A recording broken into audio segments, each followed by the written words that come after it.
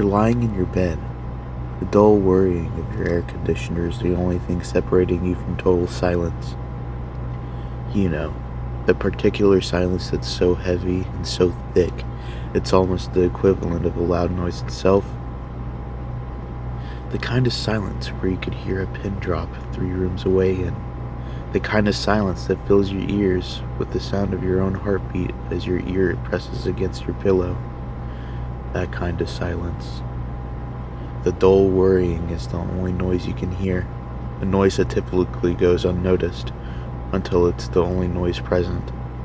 It's comforting, whether you realize it or not, a sort of white noise.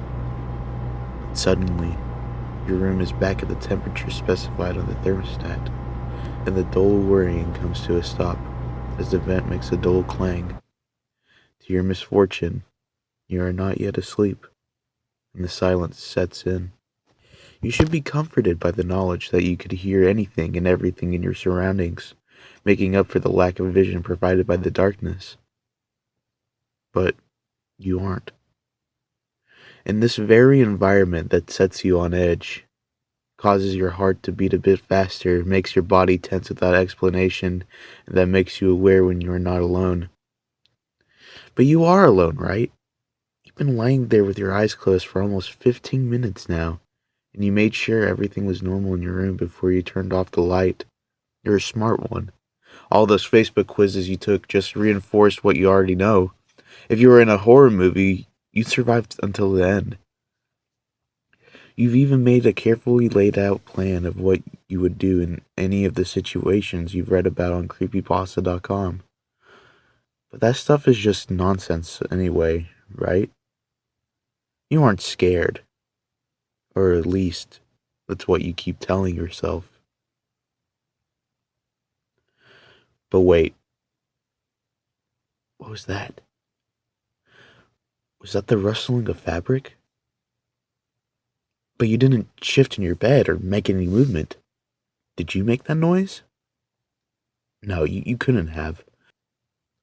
You're paralyzed in your bed, stiff with an unease that was not present until these very moments. You must have imagined it. You must have. You roll over to face the wall, out of sight, out of mind. If there's something in the room with you, it'll just have to accept that you are much too tired to deal with it at the moment. You're still stricken with uneasiness as you hear rustling again. This time, the rustling is accompanied by a soft thud on the ground. Your heart seizes in your chest. Did you really just hear that? No, you just gotten yourself worked up about nothing. You really should stop playing horror survival games so late at night. It's messing with your brain. You're a rational person. Stop acting so childish and just fall asleep already.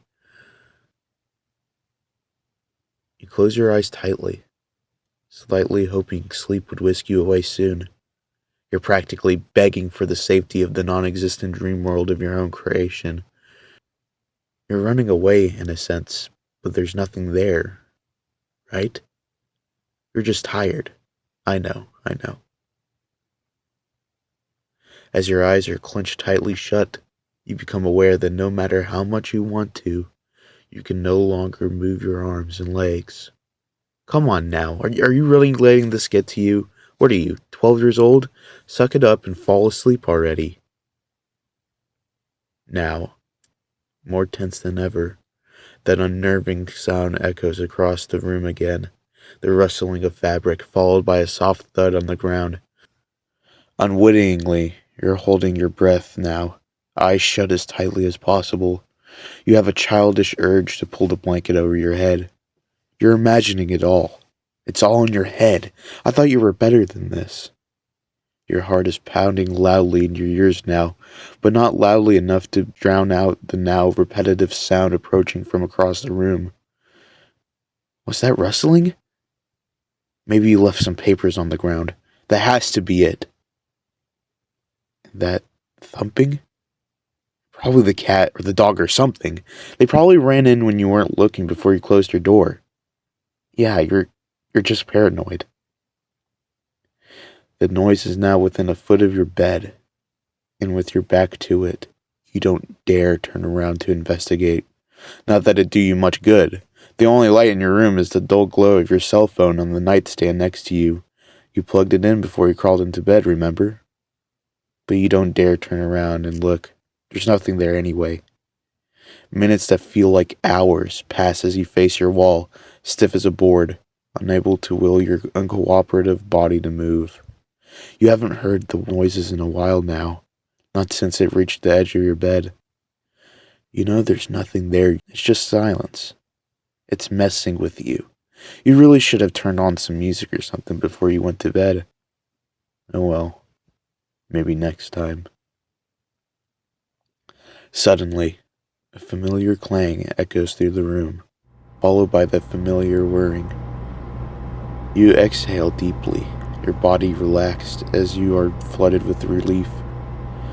Thank God that's over. Now you can finally sleep in peace. That silence was really getting to you. You roll over and open your eyes to check the time on your lit cell phone. It must have been at least an hour since you first went to bed. You are greeted face to face with his ear-to-ear grin. Dimly lit sockets where his eyes once resided stare intently at you. Ah, I see you're still awake.